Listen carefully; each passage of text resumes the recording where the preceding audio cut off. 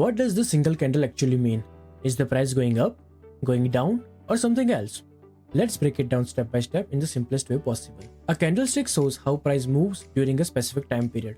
That time period could be 1 minute, 5 minutes, 1 hour, or even 1 day, depending on your chart settings. Each candle contains 4 key values: the opening price, the highest price, the lowest price, and the closing price. These 4 values together form one candlestick.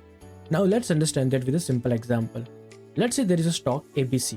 When market opens, stock ABC opens at a price of $100. During the day, it drops to $95, and then it goes up and makes the highest of $110. When market closes, the price closes at $105.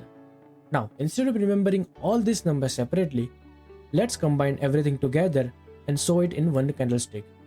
Now you see, this single candle gives you a complete summary of what happened during that time period, and in our case, that was a 1 day.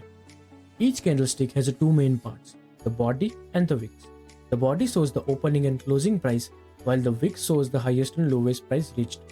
The size of the body and the wicks also reflects price behavior and market sentiment.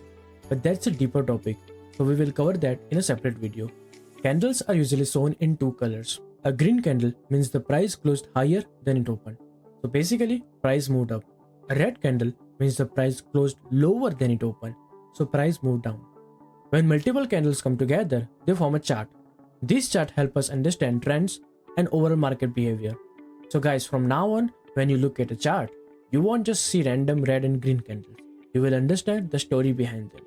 In the next video, we will connect these candles together and start reading the real trends. Till then, bye bye.